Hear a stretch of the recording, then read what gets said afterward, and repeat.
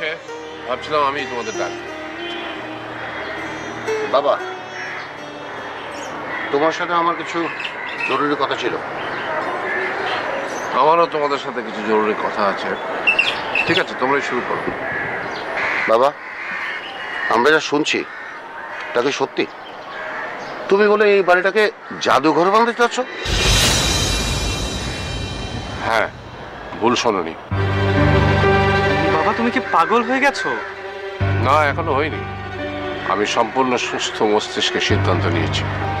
বাবা, এই দেশে কত মানুষ থাকে তা তো তুমি জানো, প্রায় 16 কোটি। আরো বাড়বে। এই দেশের প্রত্যেকটা জমির দাম এখন সোনার চেয়েও বেশি দামি। আর তুমি এত বড় একটা বাড়িকে মানে জাদুঘর বানাতে চাচ্ছ? বাবা, যদি এই বাড়িটাকে একটা ডেভেলপার কোম্পানিকে দেওয়া হয় তাহলেও কোটি কোটি টাকা আসবে। তাছাড়া জাদুঘর দেখবার সময় তো মানুষের এখন আর নাই। আর তুমি তো কোনো সেলিব্রিটি মুক্তিযোদ্ধা না, কে আসবে তোমাকে দেখতে? দেশের আনাচে কানাচে কত মুক্তিযোদ্ধা ছড়িয়ে ছিটিয়ে আছে, তা তো তুমি জানো বাবা। তোমার কথা শেষ হয়েছে? আমি জানি আমি অতি ক্ষুদ্র একজন মানুষ, এবং এটা আমি জানি এদেশের বেশিরভাগ মাটি একদিন বড় বড় দালান, ফাস্টফুডের দোকান, শপিং মলে ভুলে যাবে। হয়তো এভাবেই একদিন এদেশের সমস্ত শহর গ্রাম থেকে মুক্তিযুদ্ধের সমস্ত চিহ্ন মুছে যাবে। আমরা কেন যুদ্ধ করেছিলাম? আমরা মুক্তিযুদ্ধ করেছিলাম আমাদের পরবর্তী প্রজন্মকে একটা স্বাধীন জন্মভূমি দেব, যেখানে তারা স্বাধীনভাবে বসবাস করবে। তোমরা স্বাধীনতা পেয়েছ, কিন্তু এই স্বাধীনতা অর্জন করতে কত মানুষ জীবন বিসর্জন দিয়েছে, কত সম্ভ্রম গেছে, সেটা তোমরা ভুলে গেছো।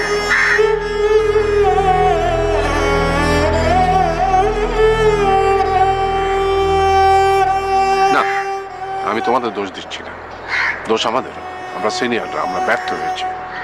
আর সেই জন্যেই আমি ঠিক করেছি ভবিষ্যতে এই যে দেশের মাটিতে বড় বড় দালানের মাঝে আমার এই ছোট্ট বাড়িটি টিকে থাকবে তোমাদেরও পরবর্তী প্রজন্মের জন্য। বাবা প্লিজ, তুমি আমাদের ব্যাপারটা একবার বোঝার চেষ্টা করো।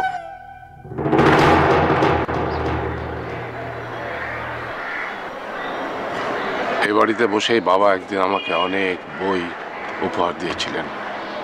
সেসব বই এখন এই বাড়ি থরে থরে সাজানো আছে। এই বাড়িতে বসেই বাবা আমাকে দেশকে ভালোবাসতে শিখিয়েছিলেন। এই বাড়িতেই কত রাতে আমি বসে বসে ভাষা আন্দোলনের স্লোগান লিখেছি।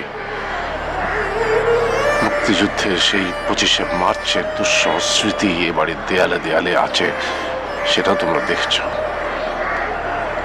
এই বাড়ি থেকেই আমি মুক্তিযুদ্ধে গিয়েছিলাম। ট্রেনিং শেষে মুক্তিযোদ্ধাদের নিয়ে এসে এই বাড়িতেই আশ্রয় নিয়েছিলাম। এই বাড়ি থেকে আমার বাবা আমাকে ধরে নিয়ে গিয়েছিল, নির্যাতন করে বাবা আমাকে মেরে ফেলেছিল। এই বাড়ি হয়তো তোমাদের কাছে এই বাড়িটি শুধুমাত্র ইট কাঠ পাথরের স্তূপ, তোমাদের কাছে এর প্রতি বর্গফুট একটা লোভনীয় অ্যাপার্টমেন্টের জায়গা। কিন্তু আমি জানি এই বাড়ির প্রতিটি ইঞ্চি রয়েছে মুক্তিযুদ্ধের গর্বের ধন, যা কোনোদিন ভোলার নয়।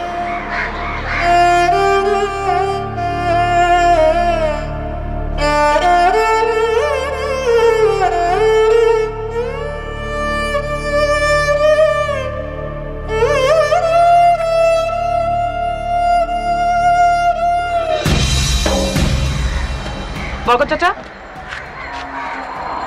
কি ব্যাপার? কি করছেন আপনি এখানে? কিছু না বাবা, তোমার শ্বশুর আব্বা তো প্রতিদিন এই সময় কিছু একটা মুখে দেয়, তো আজ কিন্তু এখন পর্যন্ত কিছু মুখে দেয়নি, তাই চিন্তা করতেছিলাম। চিন্তা করা তো আপনার ডিউটি না। আপনার ডিউটি হচ্ছে রান্নাঘরে যান, রান্নাঘরে যান, ওখানে মেলা জিনিস পড়ে আছে। হ্যাঁ ঠিক আছে।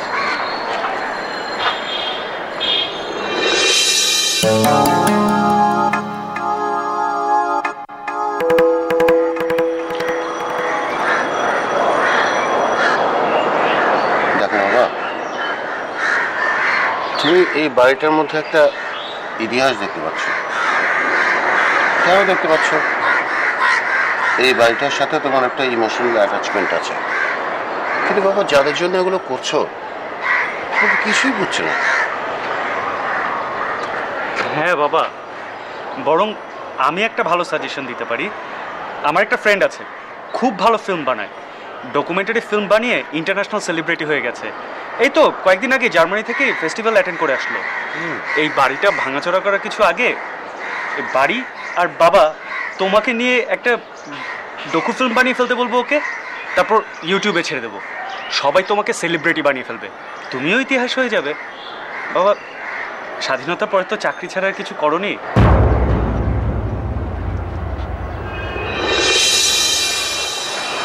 দেখো বাবা, আমি তোমার সাথে তর্ক করতে পারবো না। তুমি ইতিহাস নিয়ে ভাববে, দেশ নিয়ে ভাববে, আমাদের জন্য কিছু ভাববে না, এটা তো হয় না। হ্যাঁ, বাবা হিসাবে আমাদের প্রতিও তোমার একটা দায়িত্ব আছে। বাবা, আমাদের জন্য তুমি কি রেখে যাবে?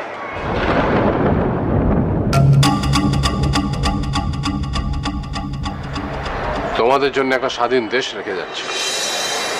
স্বাধীন দেশ? পকেট ভর্তি টাকা না থাকলে স্বাধীন দেশ দিয়ে কি হবে?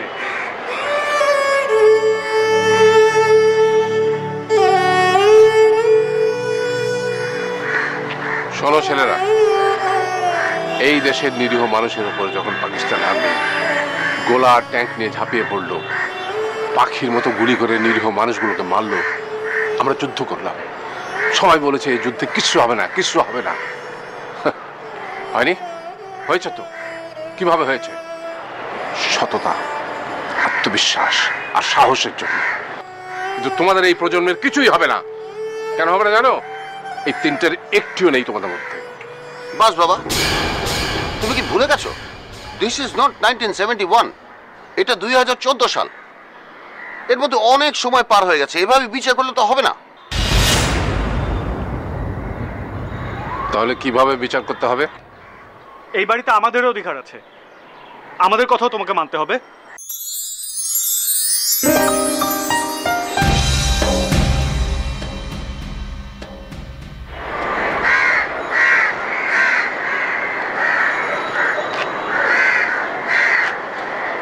কাল সকালে লয়ার আসবে, আমার সঙ্গে দেখা।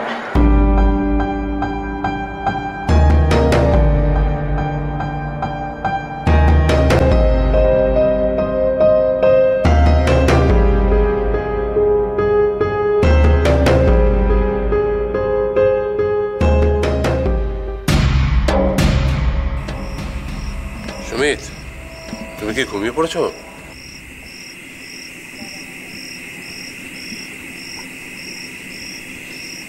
না না, এত রাতে তুমি? আমার বড় বিপদ। কি হয়েছে নানু ভাই? এত রাতে অন্ধকারে তোমাকে দেখে আমার ভয় লাগছে। আমাকে ওরা মেরে ফেলবে মনে হচ্ছে।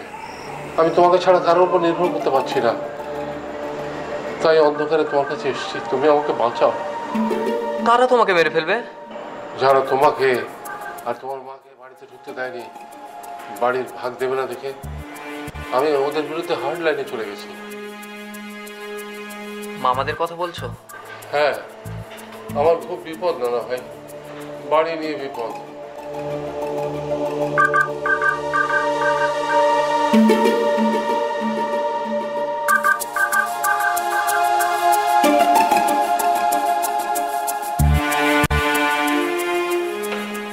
কি কেস? আমার নানা নিখোঁজ, খুঁজে পাওয়া যাচ্ছে না। তাই নাকি? 24 ঘন্টা পার হয়েছে? না, কিন্তু তিনি নিখোঁজ। কখন থেকে নিখোঁজ? এই তো 5-6 ঘন্টা হবে।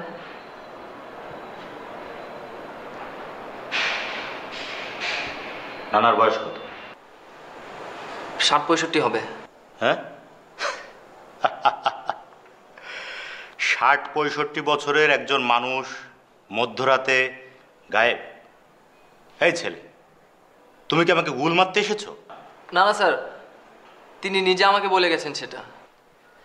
আচ্ছা, তুমি সরাসরি পাগলাগারদ থেকে এখানে আসোনি তো? জানি স্যার, আপনি আমাকে ভুল বুঝছেন, কিন্তু বিশ্বাস করুন, আমার মনে হয় কোথাও একটা গন্ডগোল হয়েছে। নানাজান মনে হয় নিখোঁজ হননি, কেউ সম্ভবত তাকে লুকিয়ে রেখেছে। আমাকে স্পষ্ট গলায় বলে গেছেন সেটা।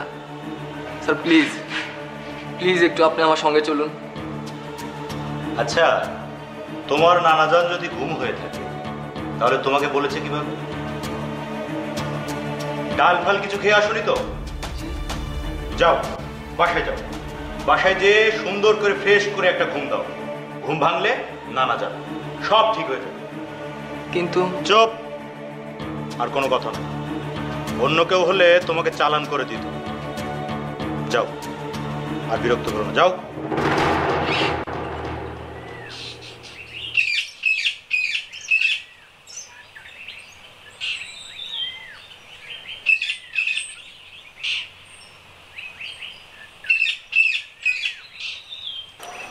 কি ব্যাপার, কিছু বলবে? একটা কথা জিজ্ঞেস করি বাবা। বলো। ভাইজানে কই? তাকে তো কোথাও খুঁজে পেলাম না, ঘর তালা মারা। কেন? তাকে আবার তোমার কি দরকার?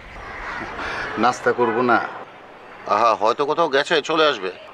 মোবাইল ফোনটাও বন্ধ, কেমন চিন্তা হইতেছে। বরকত চাচা, তোমার কি সমস্যা হয়েছে জানো? তোমার যেসব কাজ না সেসব বিষয় নিয়ে অতিরিক্ত মাথা ঘামানো শুরু করেছো তুমি।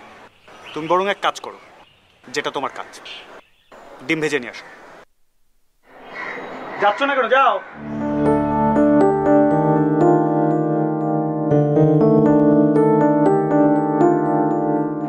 একটু বেশি বিরক্তিকর। এত বছর ধরে এই বাড়িতে আছে কিন্তু একদম অকর্মার ঠিকই, কোনো কাজেরই না। সে কি করতে পারে জানো? হর বলার মতো শুধু মানুষদেরকে নকল করতে জানে, আর কোনো কাজ পারে না সে। ও ভালো কথা, তোমরা দুজন যখন কালকে কথা বলছিলে সে তোমাদের সব কথা কান পেতে শুনেছে। মানে আমাদের কথা শুনেছে? কেন নকল করতে? ভাইয়া, তোমাকে একটা ভালো কথা বলি। বল। খাট ধরে এটাকে বের করে দাও। এই বাবার যত কুবুদ্ধি, জাদুঘর বানাবে না কি কি করবে, এসব কিছুর সঙ্গী হচ্ছে এই বেটা। এক্স্যাক্টলি, আমার তাই মনে হয়। একে বিদায় করো না প্লিজ। মুরব্বী মানুষ, তাকে কিছু বলা যায় না, করা যায় না, ব্যাপারটা খুবই অস্বস্তিকর। আহা, কুল ডাউন, কুল ডাউন। বাড়ির ঝামেলাটাকে শেষ করি, তারপরে দেখ। সুমিত, তুমি হঠাৎ এই বাড়িতে? মামা, নানু ভাই কোথায়?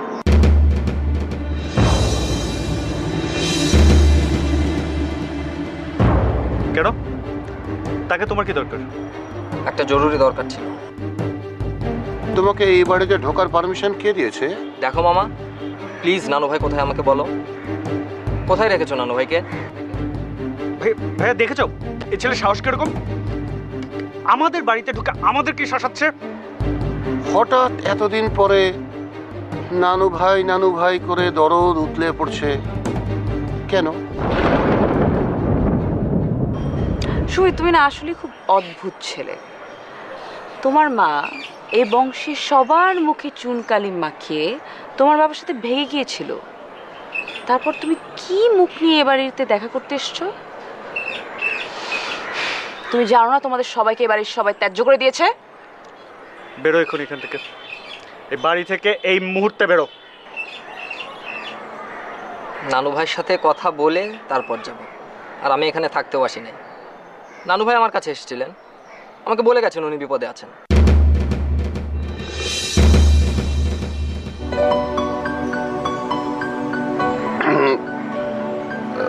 নানু ভাই তোমার কাছে গেছিল আর তোমাকে গিয়ে বলেছে বিপদে পড়েছে? মামা, আমি নানু ভাইয়ের সাথে দেখা করেই তারপর যাব। ভাবি ভাবি ভাবি, আমি দেখছি। হ্যাঁ, আমি দেখছি। এই, তুমি আমার সাথে আসো। আসো। বের হও তুমি।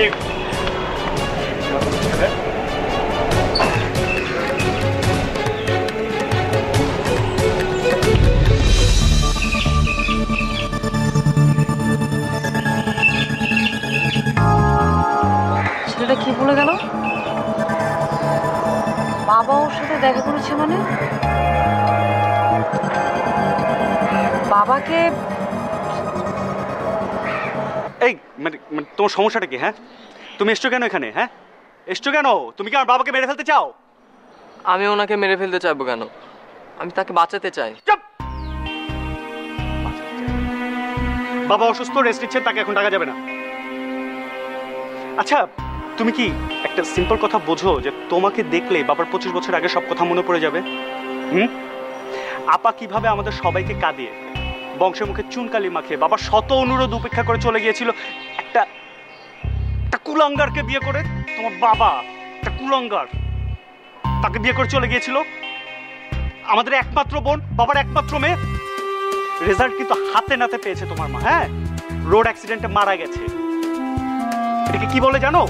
পাপের ফল। পাপ কাউকে ছাড়ে না। মামা, আমার মামা? তুমি আর একবারও আমাকে মামা বলে ডাকবে না। আমি তোমার কেউ না, আমরা তোমার কেউ না। তুমি বেরো, বেরো এই বাড়ি ছেড়ে, বেরো।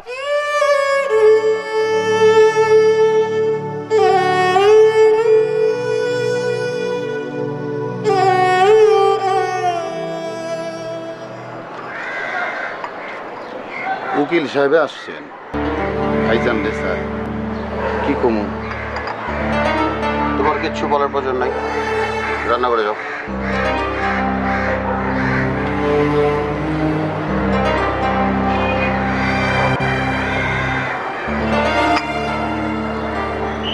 এই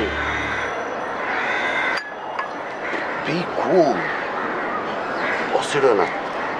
তুমি বরং উকিল সাহেবের জন্য একটু চা নাস্তা বানাও, বাকিটা আমি ম্যানেজ করছি। নানু ভাই, ওরা তোমাকে মিথ্যে বলেছে, ওরা আমার ক্ষতি করবে। তুমি আমাকে উদ্ধার করো নানু ভাই। এই বাড়িটার লোভে ওরা তোমাকে বাড়ি থেকে তাড়িয়ে দিয়েছে, ওরা আমাকেও মেরে ফেলবে।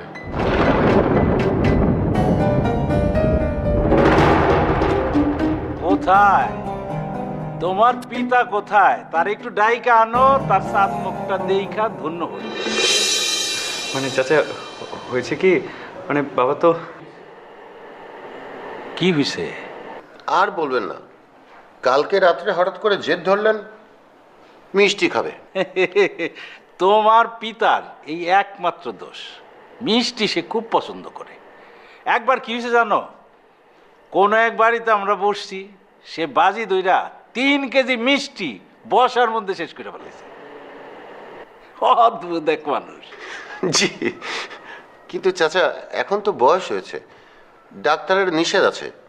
কালকে রাতে হঠাৎ করে বললো মিষ্টি খাবে, মিলি দিল না, তাই হয়তো। কি বাড়ি থেকে পালাইছে? অভিমান? না ঠিক জানি না, সকালে ঘুম থেকে উঠে দেখি নাই। কিন্তু আজকে তো সমস্ত কাগজপত্র রেডি করার কথা ছিল। তোমাদের এই বাড়ি নিয়ে যে জাদুঘর, সেই জাদুঘরের এখন তো বড় মুশকিলে পড়ে গেলাম। আমি আবার কয়েকদিনের জন্য একটু দেশের বাইরে যাব, কবে ফিরবো না ফিরবো এটা ঠিক নাই। ভাবছিলাম এই জাদুঘরের ঝামেলাটা মিটমাট করে যাইতে পারলে খুব শান্তি পাইতাম। তাই কোনো অসুবিধা নাই চাচা, বাড়িটা ধরে উড়ে যাচ্ছে না। তাছাড়া এসব ব্যাপারে তাড়াহুড়া না করাই ভালো। একদমই উচিত না। তাড়াহুড়া কি এমনি এমনি করতেছি আব্বা? তোমার পিতা আর আমি দুইজন তো আন্তনগর ট্রেনে উঠে বসে রয়েছি, হুইসাল দিলেই চলে যেতে হবে। থাকার কোনো রাস্তা নাই বাবা, কোনো রাস্তা খোলা নাই। তাইলে আমি আর বৈশা কি করব? চলে যাই। জি, আসসালামু আলাইকুম। ওয়ালাইকুম সালাম। বাহ, তুমি কাউকে চেনো না, কনফার্ম কিছু বলতেও পারছো না, শুধু শুধু ওই বাড়িতে আমাকে নেওয়ার জন্য জোরাজোরি করছো। ও বাড়ি কেউ তো রিপোর্ট করছে না। স্যার, আমার মন বলছে বাড়ি নিয়ে কোনো ঝামেলা হয়েছে, তাকে নিয়ে বাজে কিছু হয়ে যেতে পারে। বড় কিছু হয়ে গেলে তো আর ফেরানো যাবে না।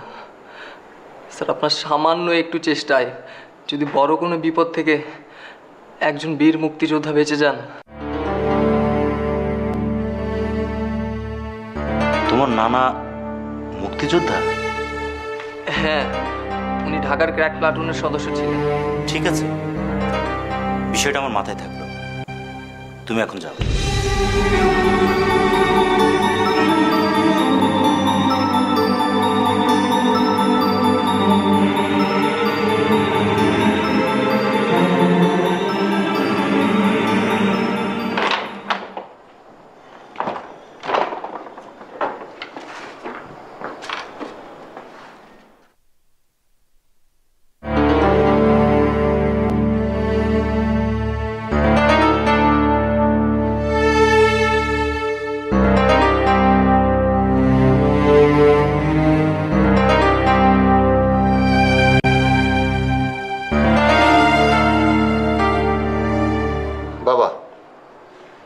তোমাকে একটা কথা বলি, কথাটা একটু মনোযোগ দিয়ে শুনবে। প্রথমত আই এম ভেরি সরি, মানে তোমাকে এই অবস্থায় রাখার জন্য। কিন্তু কি করব বলো, তুমি তো আমাদেরকে বাধ্য করেছো। বাবা, আমি পুরো ব্যাপারটা নতুন করে ভেবে দেখেছি। তুমি প্লিজ আমাদের প্রপোজালটা মেনে নাও। তার আগে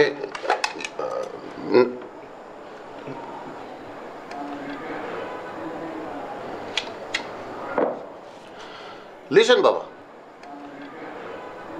আজকে যা নিয়ে তুমি এত বাহাদুরি করছো সেটা তো তোমার বাড়ি না, এটা তোমার বাবার বাড়ি। উনি তোমাকে দিয়ে গেছেন। এখন তুমি মানে আমাদেরকে মানে নেক্সট জেনারেশনকে আমাদেরকে দিয়ে যাবে। হ্যাঁ,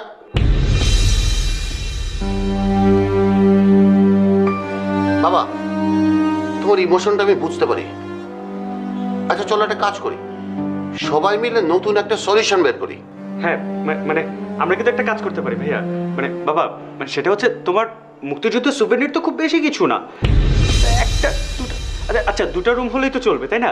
তো আমরা এই জায়গায় যদি একটা মাল্টি স্টোরেজ কমপ্লেক্স বানাই, তার টপ ফ্লোরে যদি তোমাকে দুটো রুম দিয়ে দেই, তোমার জাদুঘর হবে, তোমার সেখানে ডিজিটাল ডিসপ্লে থাকবে, লোকজন আসা যাওয়া করবে, কি চমৎকার হবে, তাই না ভাইয়া? মানে বুঝাও না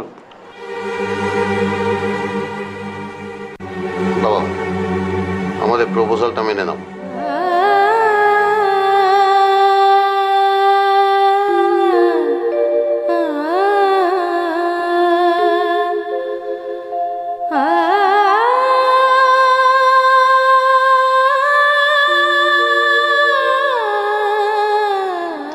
তোমরা আমাকে আটকে রেখেছ, আমি কোনো বাধা দিইনি।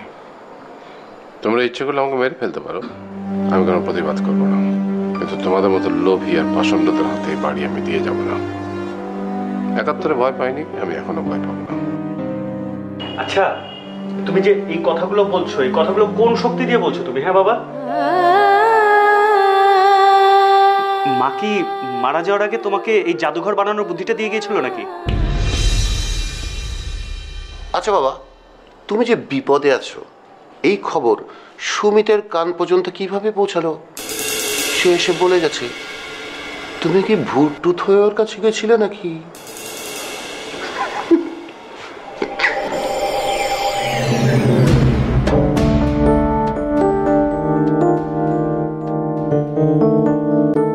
উকিল বন্ধু, ঘুমাচ্ছ?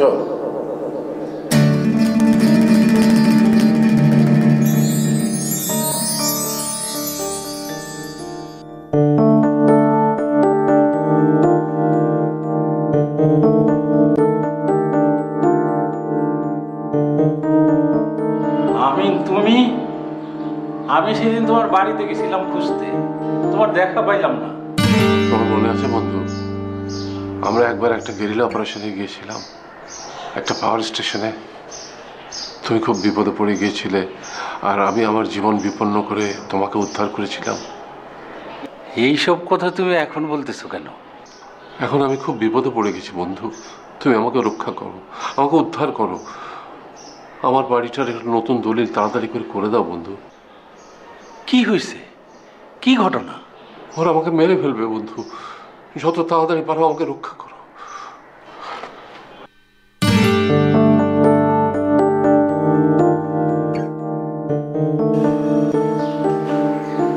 আমি কি এটা কোনো স্বপ্ন দেখলাম? সত্যি কি আমি আসছিল?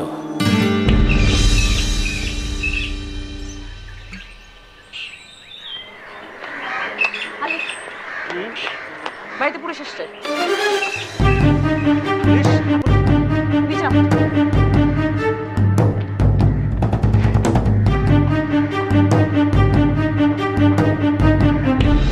জি, আমার বাবা একজন মুক্তিযোদ্ধা ছিলেন। মা অনেক আগেই ক্যান্সারে মারা গেছেন। আমরা 2 ভাই 1 বোন। বছর 25 আগে আমার বোন সবার মতো এক সাংবাদিককে বিয়ে করে চলে গেল পালিয়ে। তারপর থেকে তার সাথে আমাদের আর যোগাযোগ ছিল না। হঠাৎ একদিন শুনি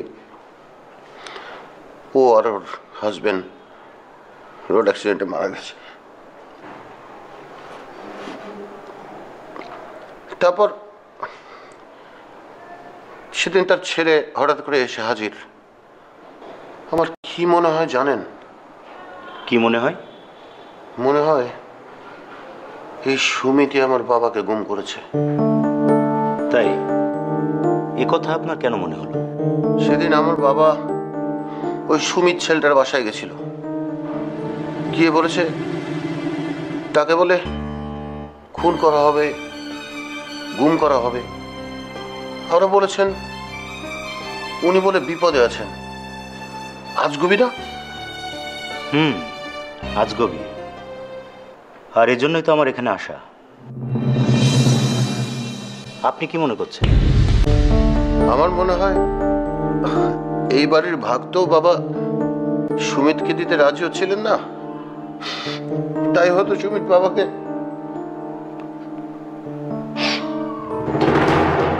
সুমিত, সুমিত, কি হয়েছে নানু ভাই? তাড়াতাড়ি পালাও, নইলে ওরা তোমাকে বিপদে ফেলবে। কারা বিপদে ফেলবে? কত কথা বলার সময় নেই। আমার যে বন্ধু আছে উকিল, তার কাছে চলে যাও, যে সাহায্য চাও, নইলে তোমাকে ওরা মেরে ফেলবে।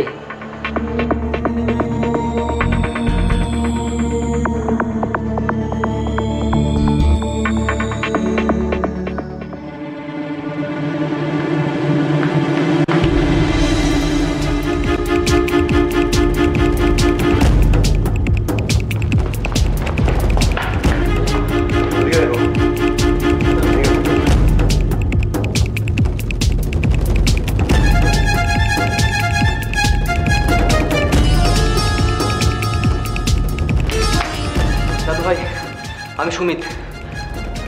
সুমিত? আপনার বন্ধু আমিনুর রহমানের নাতি। তুমি আমাদের আলেয়ার ছেলে? জি দাদু ভাই। তা এত রাত্রে কি মনে করে? দাদু ভাই, আমরা সবাই খুব বিপদে আছি। কি বলো, কি হয়েছে? আমার নানাকে খুঁজে পাওয়া যাচ্ছে না, জানেন তো।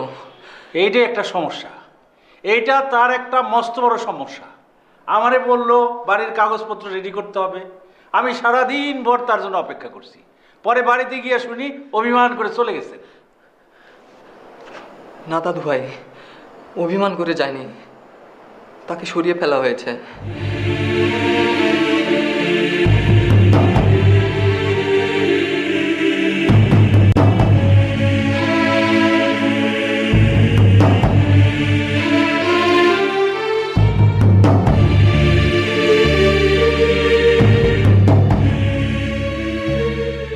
তোমার কি মন খারাপ?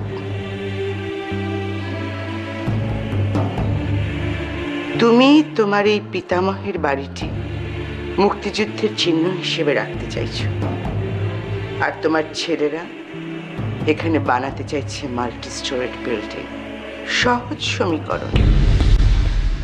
কখনো হেরে যাওনি তুমি, না যুদ্ধে না কর্মজীবনে। তুমি আমার মৃত্যুশয্যার পাশে বসে আমার হাত ধরে আমাকে সাহস দিয়েছ। মনে পড়ছে? মনে পড়ছে সেই দিনগুলোর কথা? তুমি আমার হাত ধরে বলেছিলে, আয়শা তুমি কোনো চিন্তা করো না, তোমার ছেলেদের আমি ঠিক মতো মানুষ করব।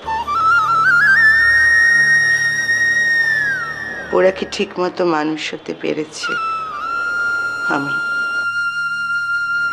আমার কপালে একটু হাত রাখো। কেন? দেখো না আমার জ্বর কিনা। না, তোমার কপালে হাত দিতে পারবো না এখন। কেন? তুমি কি আমার জন্য রান্না করছো? তোমার হাতে হলুদ লেগে আছে নাকি তোমার হাত ভেজা?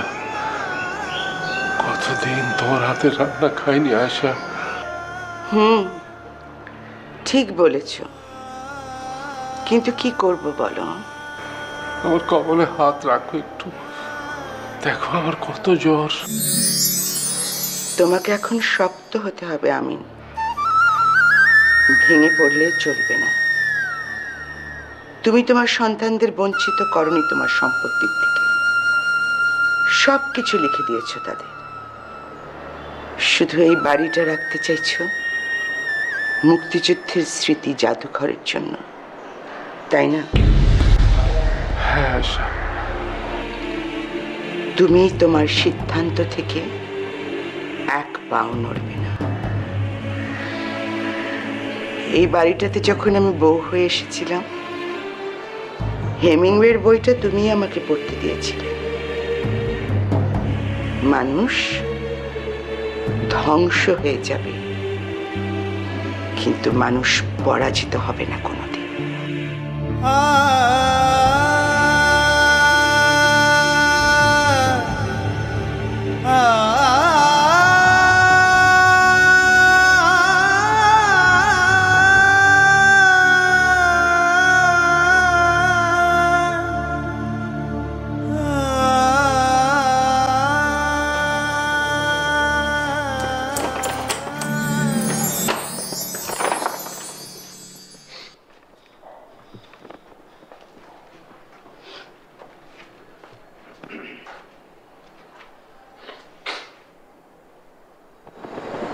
আমি তো তোমাদের আগেই বলেছি, ইচ্ছে করলে তোমরা আমাকে মেরে ফেলতে পারো। বেঁচে থাকার উপরে আমার ঘৃণা ধরে গেছে। বাবা বিশ্বাস করো বাবা, আমরা তোমাকে কষ্ট দিতে চাইনি। মানে এমন একটা ব্যবস্থা চেয়েছিলাম যেন আমরাও বেঁচে থাকি, তোমার জাদুঘরটাও হয়। কিন্তু এখন তো দেখছি তুমি আমাদেরকে পথে বসে যাওয়ার ব্যবস্থা করেছো। বাবা বাবা বিশ্বাস করো, তোমার জাদুঘর হবে, হবে তাই না? হ্যাঁ হবে বাবা, তোমার কীর্তি নিয়ে ফিল্ম হবে, ফিচার ফিল্ম, ডকু ফিল্ম। ইন্ডিয়াতে যদি ভগৎ সিং, মুঘল পান্ডে ওদেরকে নিয়ে হতে পারে, বাবা তোমাকে নিয়ে কেন হবে না? তুমি কম কিসে, তাই না? হ্যাঁ ঠিক আছে, কিছুক্ষণের জন্য তোমরা আমার বাঁধনটা খুলে দাও, আমি পালাবো না। আর পালাবো কেন? আমি কি চুরি করেছি নাকি? খোল।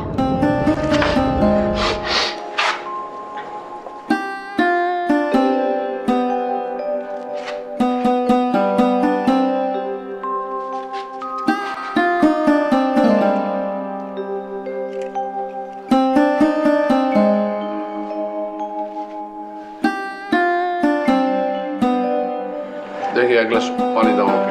পানি?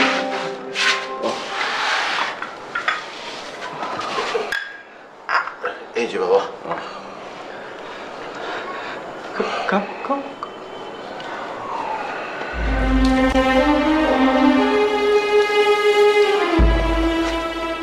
এটা কি হলো? পা দুটো অপবিত্র হয়ে গিয়েছিল।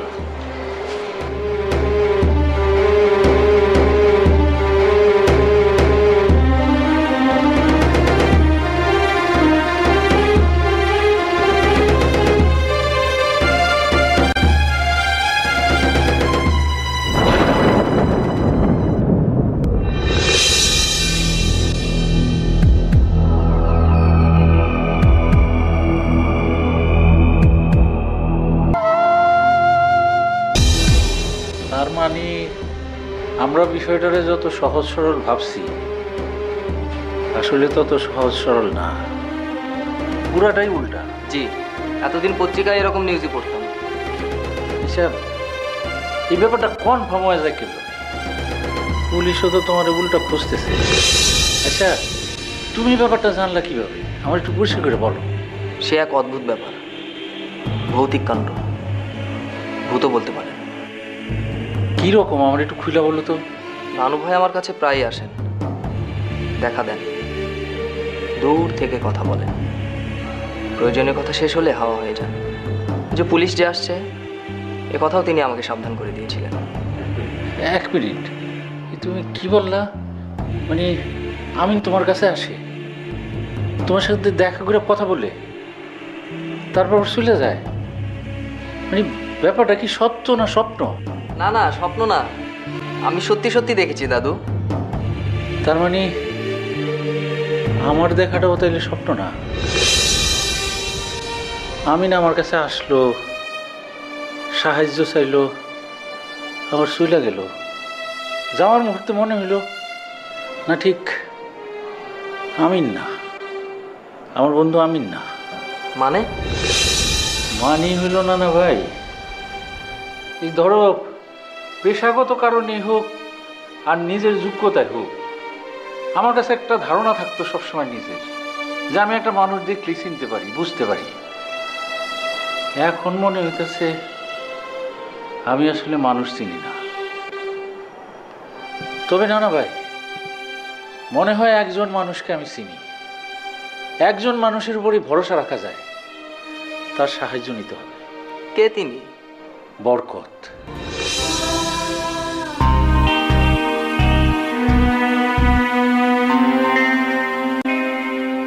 বরকত চাচা, ঠিক মতো বলো, কোথায় গেছিলে? যাবে আর কোথায়? দেখো, ঘরের দামি কোনো কিছু একটা চুরি করে বাইরে পাচার করে রেখে এসছে। হ্যাঁ, এভাবে বলো না, মূর্খ মানুষ। দেখেন চাচা, আমি যতদূর শুনেছি আপনি এ বাড়িতে একদম ছোটবেলা থেকে আছেন। ওরা জন্মের পর থেকে আপনাকে দেখেছে। বলতে গেলে একটা লেভেলের আপনি ওদেরকে মানুষ করেছেন। ঘুড়ি ওড়ানো, লাটিম ঘোরানো সব ওরা আপনার কাছ থেকে শিখেছে। এমনকি কুকুরের ডাক, বিড়ালের ডাক, পাখির ডাক কিভাবে অনুকরণ করতে হয় সেটাও ওরা আপনার কাছ থেকে দেখে দেখে শিখেছে। অথচ এতগুলো বছর পর ওরা আপনার উপর আস্থা রাখতে পারলো না ফাইনালি। সত্যি এটা ঠিক হয়নি। It's very sad. আসলে তোমার যে বয়স হয়েছে, এখন আর তোমাকে ঘরের কাজে মানায় না। হ্যাঁ, ও ঠিকই বলেছে। তুমি বরং গ্রামে চলে যাও, তোমাকে কিছু টাকা পয়সা দিয়ে দিব, সেটা নিয়ে সুখে শান্তিতে বসবাস করবে।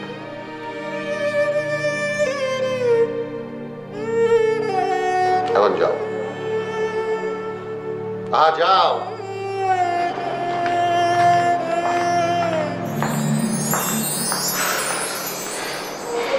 ভাইয়া বল। পুরোটা মনে হয় ঝামেলা করতে পারে। পরিস্থিতি খুব ট্যাক্টফুলি সামাল দিতে হবে। সবকিছু কেমন যেন ঘোলাটার দিকে যাচ্ছে। বাবা তো কিছুতে রাজি হচ্ছে না। বন্দুকে গুলি লোড হয়ে গেছে। মানে? বন্দুকে গুলি লোড হয়ে গেছে। এখন কি করতে হবে? কিচ্ছু না, সিম্পল। শুধু ট্রিগারে চাপ দিতে হবে। বন্ধু, তোমরা আমাকে এখনো উদ্ধার করলে না।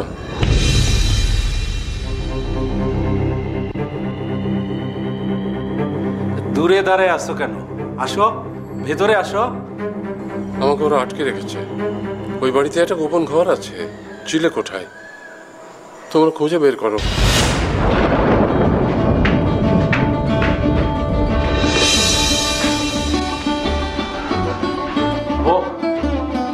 বরকত, বরকত তুমি?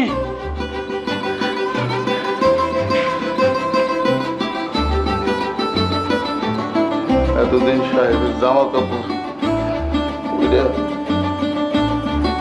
তার কণ্ঠ নকল করে আপনাদের সতর্ক করতে চাইছি। আপনি তো জানেন আমি পৃথিবীর সব মানুষের গলার আওয়াজ, হাঁটা চলা সব নকল করতে পারি। এইসব কথা আর বেশি করে কনের কোনো কাম নাই। আপনি স্যাররে বাঁচান। তুমি তুমি সত্য সত্য জানো তোমার সাহেব কোথায় আছে? জানি। তাইলে তাইলে এতদিন ছদ্মবেশে আমাদের সামনে আসছো কেন? সরাসরি আসো নাই কেন?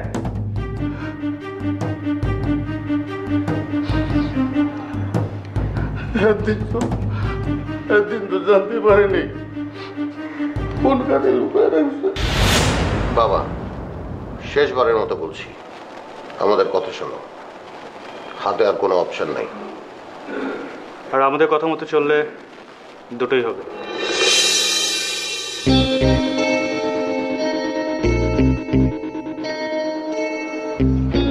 এটা কিসের দলিল? এই বিল্ডিংটা তুমি আমাদের নামে লিখে দিচ্ছ। এটা হবে বহুতল ভবন। আর তোমার জাদুঘরের জন্য 2টা রুম দেওয়া হবে? দাও।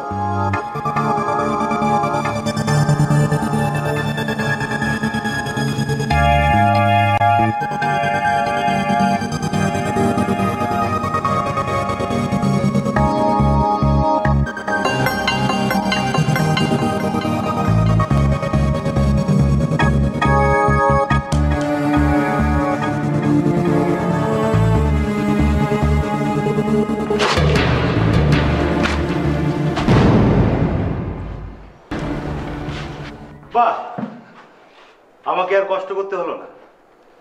আপনারা আপনাদের হারিয়ে যাওয়াকে খুঁজে পেয়েছেন।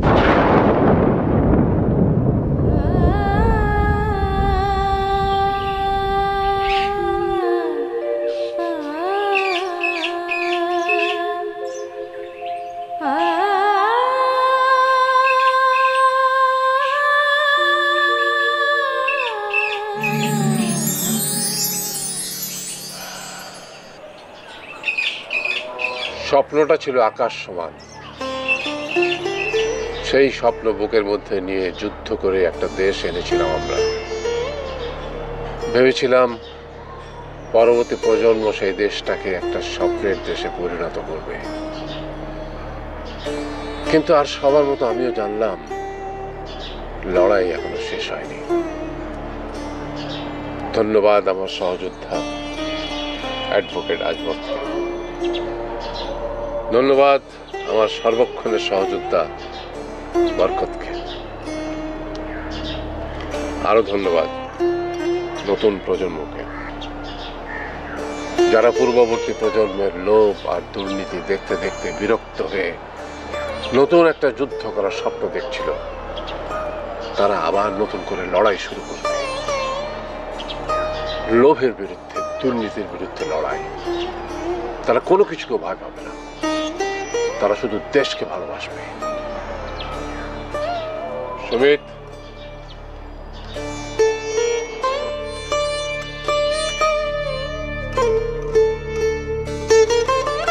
আমার স্বপ্নের জাদুঘর গড়ার দায়িত্ব নেবে তুমি।